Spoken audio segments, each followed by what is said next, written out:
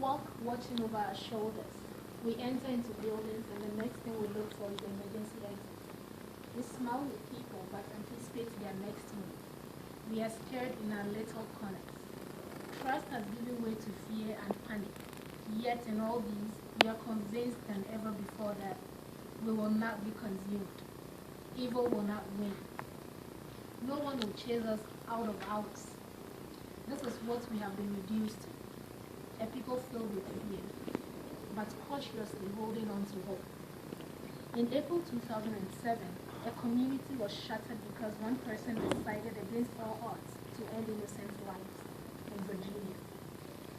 Did you just ask what his reason was? Ha! You ask as though they ever have a legitimate reason to end lives. In fact, your question is one of hundreds and even thousands that was asked that day.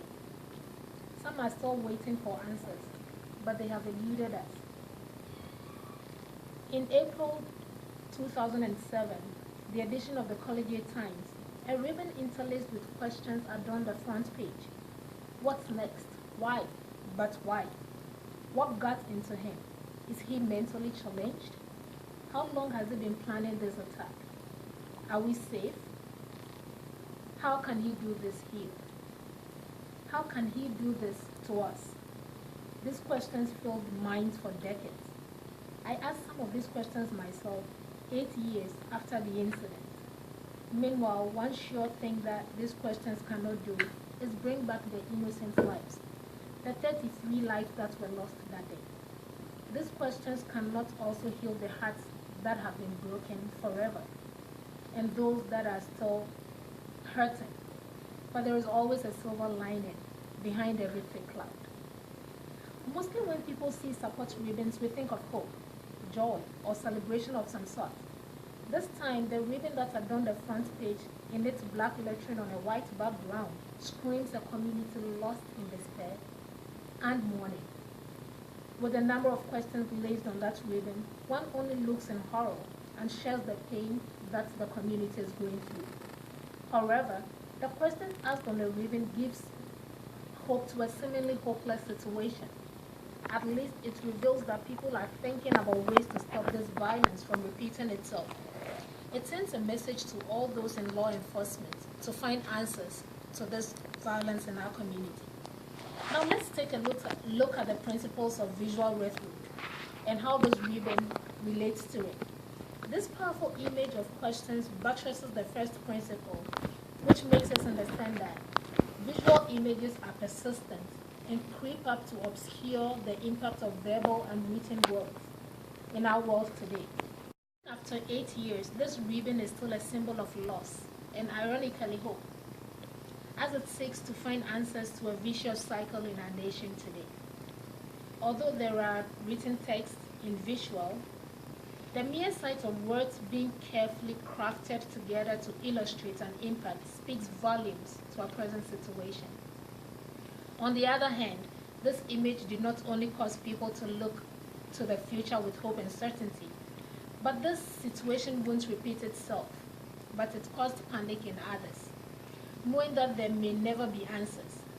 Some will be of the opinion that even if these questions and the ribbon pose are answered, they will be answered with the utmost political correctness, confirming the rhetorical principle that visual messages are volatile, eliciting positive and negative responses simultaneously. Likewise endorsing Gordon Park's statement that he has come to believe that no art form transforms human apathy quicker than the art of photography. Having absorbed the message of a memorable photograph, the viewer's sense of compassion and newfound wisdom come together like two lips touching. And it is an extraordinary thing when an unforgettable photograph propels you from an evil interlude to the conviction that there must be a better day. According to Campbell and Haxman, another visual rhetoric principle that the visual story illustrates the fact that visual messages are efficient, emotional, and endemic in the way they persuade. This principle is met by the way the visual received popularity and was shared by all those who stood in solidarity with the Virginia Tech community and all those who were affected in one way or the other. Equally important to this principle is the emotional reaction that the image produced in the country that day. Most sections of the media commented on the image because of the powerful message woven in it and the trauma it represented. In reality, the ribbon poses one significant visual rhetoric problem, which can be seen as an audience-related problem. This is the oversimplification of such a grievous situation which creates misperception for the viewers or audience. One may see the use of the ribbon as an ordinary representation of the loss of lives. Others may not understand why the questions were asked at once and not shared throughout various publications. It is important to realize that the gross oversimplification of visuals leading to distortion is a byproduct of an image's wonderful efficiency and potent emotionalism. We tend to process complicated events and issues like war in all too simplistic terms. Additionally, the use of the ribbon really didn't add any urgency to finding a solution to this vicious cycle, in that it can be viewed as one of those things than an issue of great magnitude that needs society's urgent attention. In like manner, the visual illustration may not be regarded because of the medium in which it appeared. How many people read college newspapers?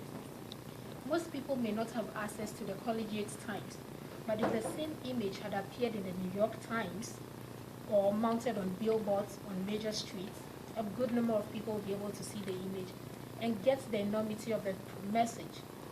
Similarly, the use of other visual images such as gun would have created an ethical dilemma for the student journalist, in that guns are associated more with violence than protection of lives.